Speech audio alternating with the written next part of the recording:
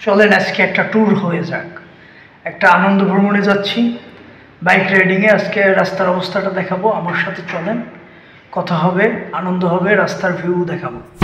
বন্ধুরা, আমরা যারা বাইক রাইড করি, প্রফেশনালি হোক আর ক্যাজুয়ালি হোক না কেন, আমাদের কিন্তু অনেক সময় অনেক ধরনের সিচুয়েশন ফেস করতে হয়।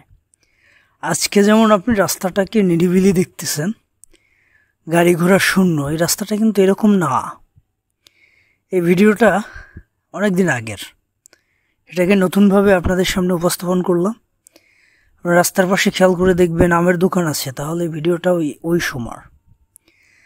তো এটা অনেকদিন মোবাইলে পড়েছিল, আজকে চিন্তা করলাম যেহেতু আপনাদের সাথে অনেক ধরনের ট্যুরের ভিডিও করি আমি, ভিডিওটা আপলোড করতে দেরি হয়েছে কারণ সিচুয়েশন খুব কঠিন ছিল।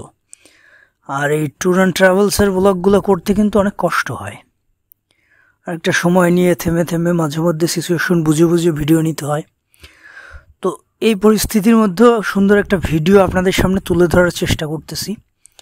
আপনারা দেখতে পাচ্ছেন আমি আজকে মূলত যাচ্ছিলাম গরু নদীর দিকে, বরিশাল গরু নদী, মাদারীপুর থেকে এই অঞ্চলটা ঘুরব। আপনারা রাস্তার অবস্থাটা দেখেন, কত সুন্দর একটা পরিবেশ। এটা মূলত ঢাকা বরিশাল হাইওয়ে রোড, দুই পাশে সবুজ গাছ গাছালি, পাশাপাশি রাস্তায় গাড়ি ঘোড়া নাই, ফাঁকা রাস্তা, একা একা যাতায়াত।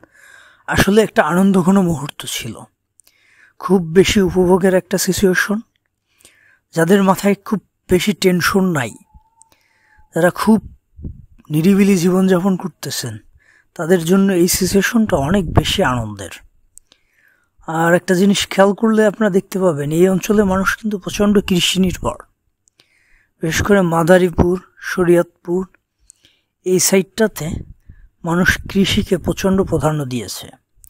যদিও তাদের প্রবাসীরা প্রচণ্ড স্ট্রং, এবং বিশেষ করে ইউরোপে প্রচুর পরিমাণে প্রবাসী আছে তাদের। এই একটা স্থান, ছোট একটা বাজারের মতো।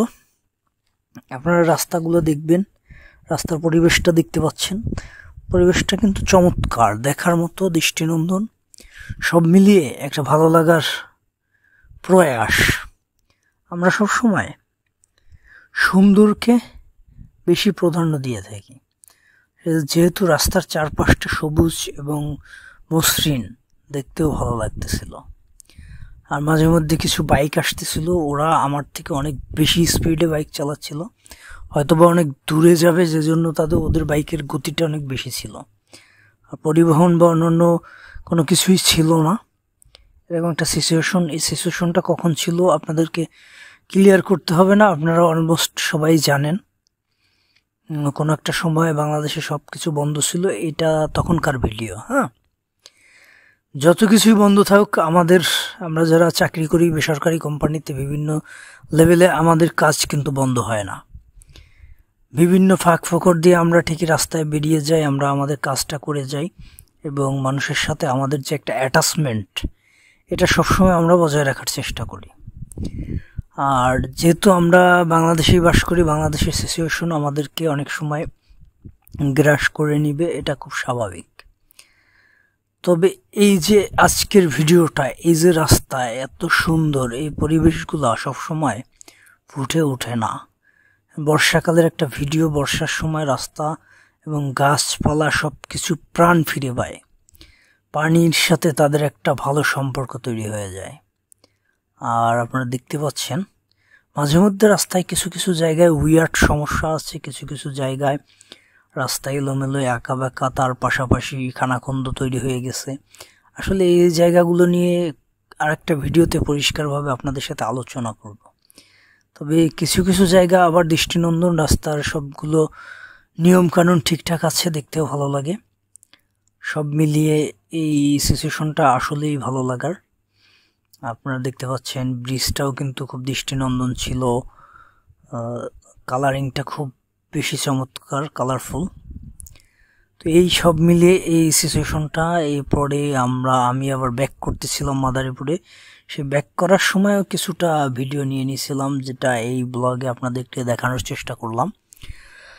ভালো থাকবেন, আপনাদের প্রতি আমার একটা আন্তরিকতা আছে, থাকবে, এবং আশা করি আপনাদের ভালোবাসাটা পাবো।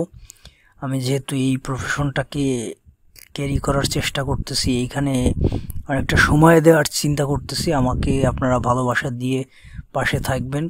আপনাদেরকে পাশে নিয়ে এই সামনের পথটা পাড়ি দিতে চাই এই ফেসবুকের এই ক্রিয়েশনের এই জগতে। আল্লাহ হাফেজ।